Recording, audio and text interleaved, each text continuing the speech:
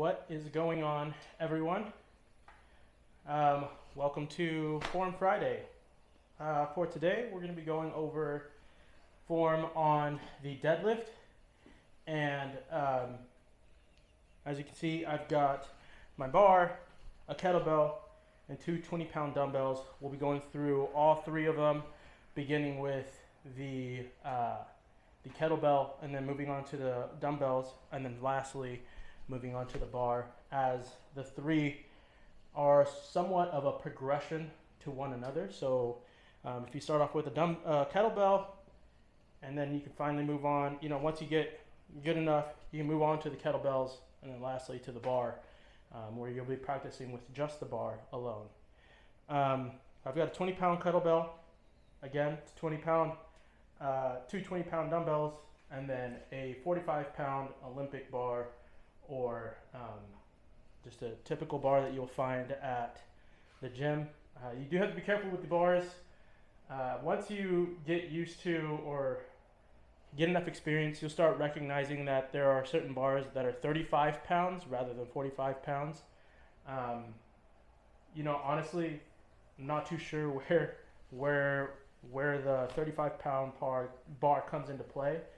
I'd like to assume that a lot of people use the 35-pound bars for beginners, and a good reason for that theory is because most people that are lifting have carried or can carry a 30-pound child, which most everyone has done at one point or another in their life. So without further ado, I'm going to go ahead and start working through the basic motions of the deadlift. This cannot be done with body weight, as the deadlift requires a certain amount of tension placed, or load placed on the body, and so I'm going to go through the motions with just the body, just so that you can see the form, and then we can move on to the weight. So much like a squat, you want to get feet shoulder width apart, usually, and this is just very basic. This is generic. This is a generic stance. It's a athlete or power stance. So really, you want to get into a comfortable and natural power stance. There's not going to be much of a toe flare at all in here. And for the deadlift, you're going to want to drop down. Usually, you start off at the bottom, depending on if it's a kettlebell or a bar. And all you're looking for is making sure that you get down there with proper depth. The hips are down low. The chest is big. It's up high. So when I say big chest, you're pulling that chest. You're cueing your chest to come up. That's then prompting your neck to come up. You want a natural alignment in the spine. So you don't want to be looking up like this. You don't want to be doing this number. You want neutral spine through the lift. And there are going to be a couple different cues that I'll let you know of as I move forward. Shoulder width apart, going down. You got that big chest, neutral spine, coming up. And then depending on how you breathe, I typically love to breathe at the top. So I will take a deep breath, that diaphragmatic breath that I've told you about before. So it's...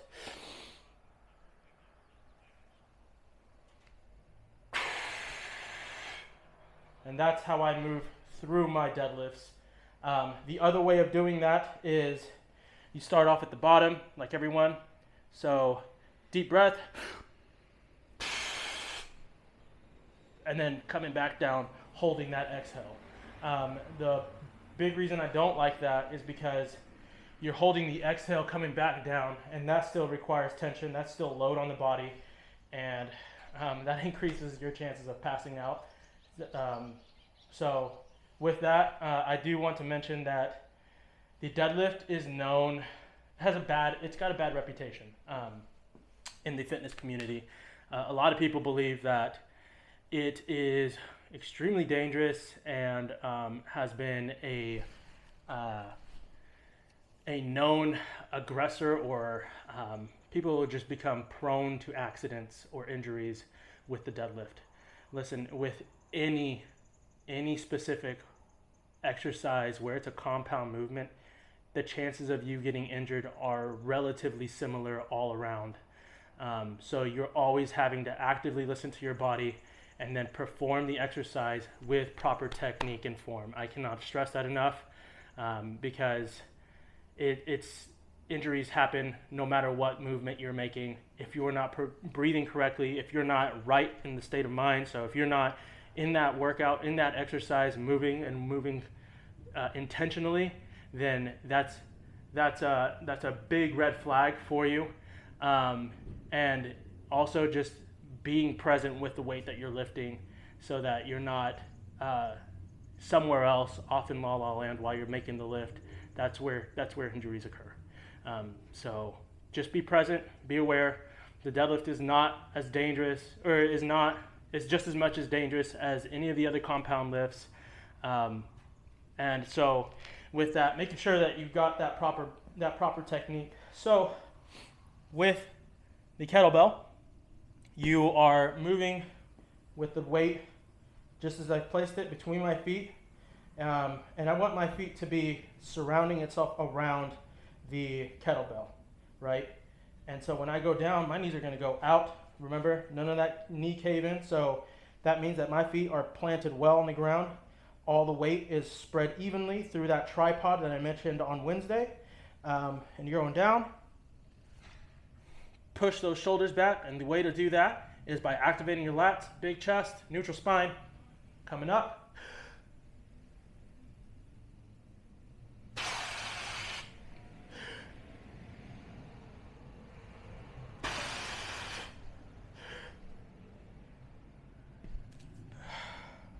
That's the deadlift with the kettlebell.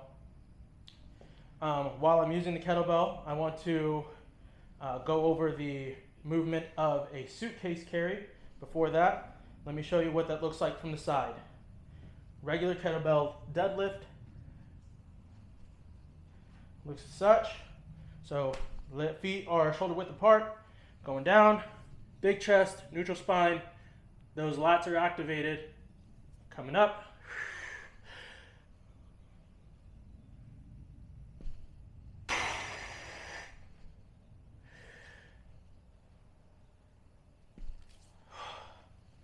That's what it looks like from the side. As I mentioned, suitcase carry looks like this. The weight is on the side. You've got your shoulder width apart. You're dropping down. And then you have to really brace with your core on the opposite side. And you're exhaling up. Big breath.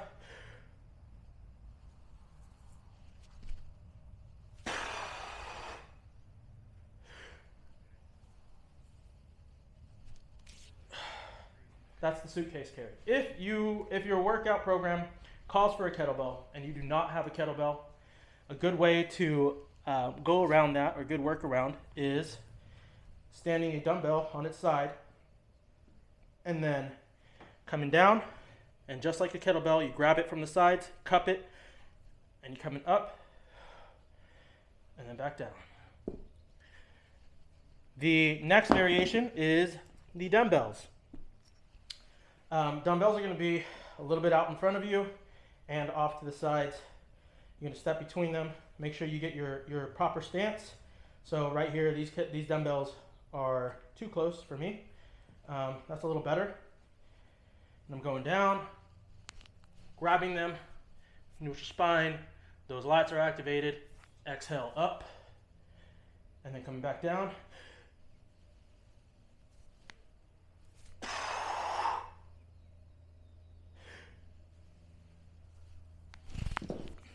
And that is the deadlift with the dumbbells. There isn't much of a variation with this one. It is a progression to the kettlebell, mostly because the weight is no longer on one side or down the middle. You are now lifting it on both sides. That's activating a lot of the core. That's making sure that you are good and you've got that neutral spine. You've got core is locked in. A good way to think about your breathing is when you breathe in with that diaphragmatic breathing. So it's when you breathe, that rib cage is opening up really well. So it's And as you notice, my hands spread apart. At this point, I've already let go some of my breath, but you want to brace your entire trunk so everything is locked in. You've got that whole core tightened up, and then you're pushing that air that you have in your lungs up against the top of your mouth, almost on the roof of your mouth, almost like as if you're trying to breathe into your brain. So it sounds a little bit like this. And then when you're breathing out, purse your lips so that there is pressure there, and you are slowly releasing that air out. And that's going to create that proper brace all the way through your body. From the side, the dumbbell deadlift looks like this. So you're going down, you got that proper pressure everywhere.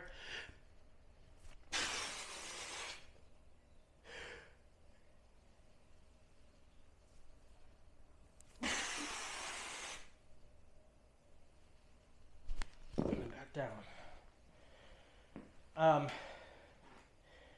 That is the dumbbell deadlift. So the next variation is going to be sorry, I'm out of breath. The next variation is going to be the bar deadlift. I am going to put on a little bit of weight, but before I do that, I want to show you without the bar another variation, or without the weight, another variation of the deadlift. It's called a rack pull. So usually you start off with the weight down below your waist. As you can see right here, this bar is coming up at the top of my thighs. And all you're gonna do is you're gonna grab with a neutral grip, the weight, you're gonna lift it off and then put it back down. That is called a rack pull, and it's a progression so that you build the strength at the top end of the deadlift for the 45-pound bar or the 35, which we have over there. With that, I'll set the bar on the ground. Usually, you want to avoid starting off at the ground, because when you start off at the ground, you have all of this space that you've now had to make up when you are lifting the bar. So instead of lifting it up off the ground, what I like to do is unrack it from one of these down low. So I'll start off with a rack pull, and then I step out into my stance, which is that shoulder width apart. I actually have some cheaters tape right here, so I tape down my shoulder width so that I know exactly where I'm at, and I'm exactly the same every single time for that consistency. I've got that proper brace, and then my hands are on the outside of my legs. And so when I go down, this is the starting point of a regular deadlift. With that, I'm looking down, and when I'm looking down, I can see the bar splitting my toes in half, or not my toes, my feet in half, so that the bar is across my feet with the load fully spread out through my feet, so that big toe, that little toe, and that heel. And then as I'm right before I'm coming up, got that neutral spine, those lats are locked back, I've got a big chest, and then I'm exhaling up, big breath.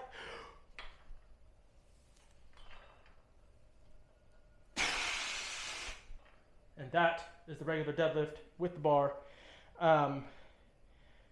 The big cue here is just making sure that your lats are together, or that your lats are pulled back, and you've got that big chest going and working for you. So next will be with the weight. I'm going to throw a couple 45s on there to give the proper size or height. If you only have access to 25-pound dumbbells, 25-pound plates, your weight will be lower if it's iron, cast iron weight, because the 25s tend to be smaller in terms of diameter. If you have the rubber ones, they typically will be the same size. Let me show you what I mean by that. So this is a cast iron plate right here, and then a 45-pound plate. As you can see, the height difference, so that difference right there will become very apparent to you when this bar is sitting about an inch lower than this plate over here, or the bar that would be on this plate. As you can see, I've got my rubber 45s on, and they're about the same height as the cast iron. And it is the same thing with 10 and 5 pound cast iron plates. As you can see, they're much smaller, and then they're smaller to the in comparison to the 25. With that, now we begin the fun one, the one that everyone sees at the gym when you see just a typical gym person that goes and lifts deadlift. A lot of times what I see is people moving their knees and locking their knees out and then lifting up. So a good example of this is when they do this number, they almost like yank it up. So what they'll do is they'll end up locking their knees out and then lifting it up. That's a good way, that's a good indicator that you are not bracing properly. Also, that's a good indicator that you need to go down in weight. I see a lot of videos of the younger generation that's currently deadlifting, and they are pushing some very heavy weight. But like I said before, my programs that I have set for you guys are not to lift the most weight, not to get super heavy in weight, but rather to for longevity. And so if I'm teaching you these techniques, my goal with them is to ensure that you're performing the exercise safely, and that you can do this in the next 20-30 years that are to come, and you continue pushing forward. With that, I'll show you my stance, what I go through each and every time before I deadlift, each and every time in every single rep. So when I start off with the set, I go into the bar, I'm looking down, and when I look down, I'm splitting the length of my feet in half, so the bar should be coming across right about here on my shoelaces. So I'm looking down, spread my feet just apart, or shoulder width apart, and then the bar is cutting my feet in half. The next thing that I'm doing is making sure that the pressure on my feet is evenly spread, big toe, little toe, heel, so that tripod. Next thing I'm doing is going down, and I'm creating, see how the first thing that moved was my hips. So I'm making that cue, that conscious cue that I am going down with my hip first, and then bending the knees. So it's hip, knees, and then you're going down, grab the bar just outside of your legs, maybe give yourselves a thumb's length in distance, and now my elbows, the inside of my elbows are touching my knees. I've got that neutral spine, I've got the big chest, the lats locked in, and then exhaling up, big breath.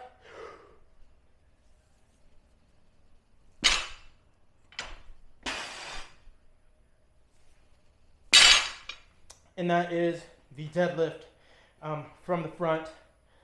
Like I said, getting that proper brace is very important. The next cue that has helped me a ton. It is definitely a game changer for me. When you're thinking of doing the deadlift, I want you to think about it as if you're just holding the bar with your hands. You're just grabbing onto the bar with your hands, and you're not doing anything else other than your legs are pushing the earth away. That's how I want you to think about it. Instead of pulling it up all the way up there, what I want you to do is I want you to think about pushing the earth away. So next is going to be from the side. I'm going to show you, but it's going to look a little weird because I've got a little bit of a drop right here.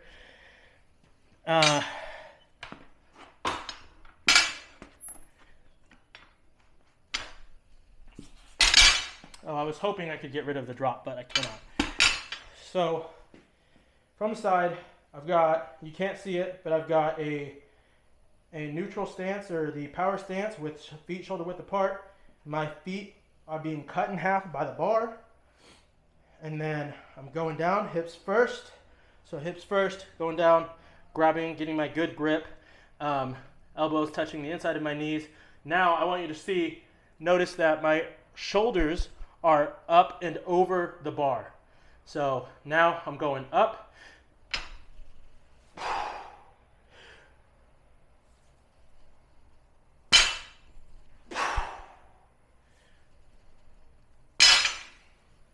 And that's the deadlift from the side. When I'm doing this and performing this exercise, I'm thinking about pushing the earth away with my legs. I've got my lats activated, so they're pulling my shoulders down and back. I've got a big chest, neutral spine, got that brace, deep breath.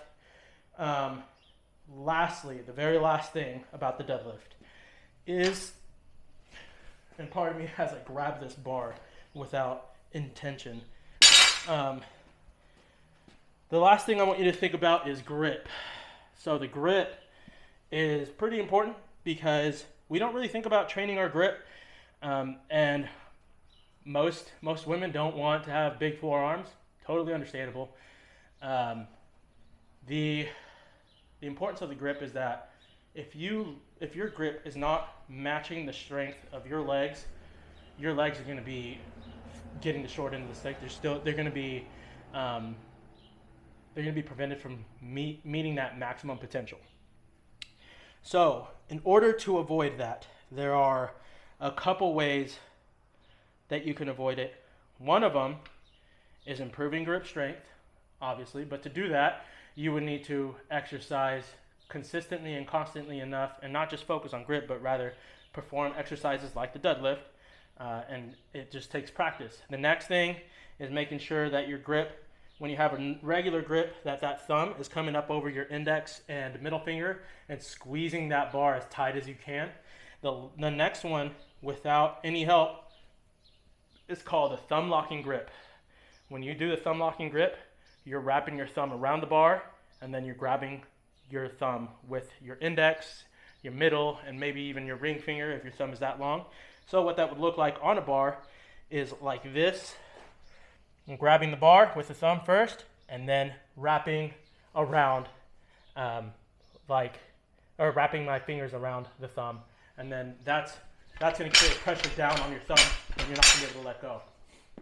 The last thing that I want to mention about the exercise, and I really like to avoid anybody using these, but there does come a time when you need additional help, and that is a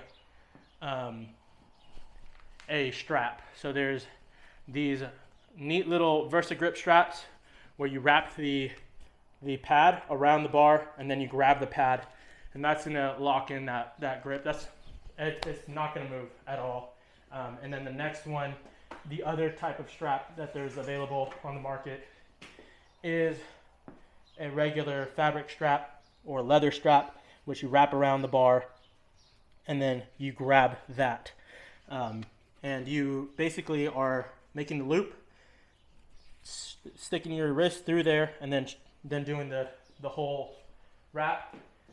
And then lastly, I don't have one here, but there's a belt that you could put around your waist to help you with this. But I want to avoid using belts, especially if you're in the beginning stages, because this right here is a core workout. Any variation of a deadlift, so like a Romanian deadlift, where your legs are stiff, that's a variation of this. Your core is being activated. A front squat, back squat, core is being activated. Chest press, push press, shoulder press, core is being activated. All of those, unless you're seated, all of those are core requirements, especially if you're standing. So the kinetic chain is very active, and so you're highly influenced to brace that core. And so secretly, you are actually doing ab workouts while you're performing these exercises. And that is one of the reasons why I so heavily relied on these compound movements during your workouts, is because that is actively working or engaging your core without you even knowing it.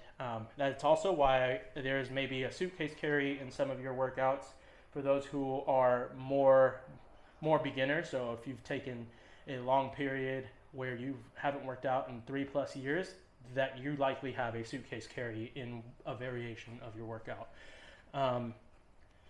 I think that covers